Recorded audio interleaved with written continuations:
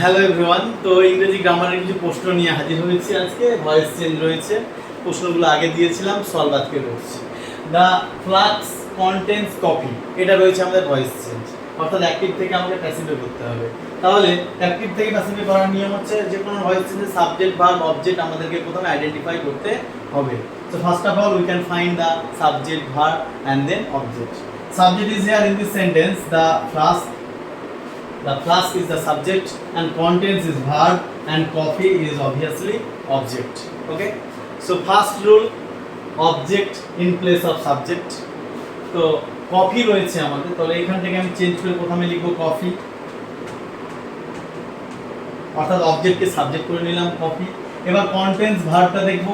ভার্বটা আমাদের যেহেতু প্রেজেন্টে রয়েছে, কন্টেন্টস, তাহলে প্রেজেন্টে থাকলে আমি আর পাস্টে থাকলে ওয়াজ হয়। প্রেজেন্টে তাহলে কন্টেন্টস রয়েছে, তাহলে কফি ইজ বসিয়ে দিলাম। তাহলে কন্টেন্টস আমরা জানি সব সময় আমাদের ভার্বের প্যাসিভ করতে গেলে আমাদের ভিত্রি ইউজ করতে হয়, অর্থাৎ ভার্বের 3 নম্বর form past participle form use করতে হয়। তাহলে কন্টেন্টসের 3 নম্বর ফর্ম হচ্ছে কন্টেন্ট।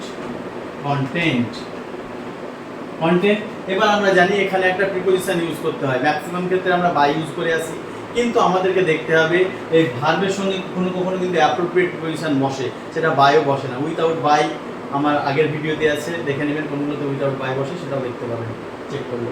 তাহলে এখানে কন্টেন্ট আমরা বাই বসাবো না, কন্টেন্টের সঙ্গে ইন বসবে, কন্টেন্ট ইন দ্য ক্লাস। তাহলে কন্টেন্টের সঙ্গে এখানে বাই বসলো না, কি বসলো? এটা এক্সেপশন, ইন বসলো, ইন দ্য ক্লাস। এবং লাস্টে ফুল স্টপ। তাহলে অ্যান্সার হয়ে গেল coffee is content in the class. Thank you.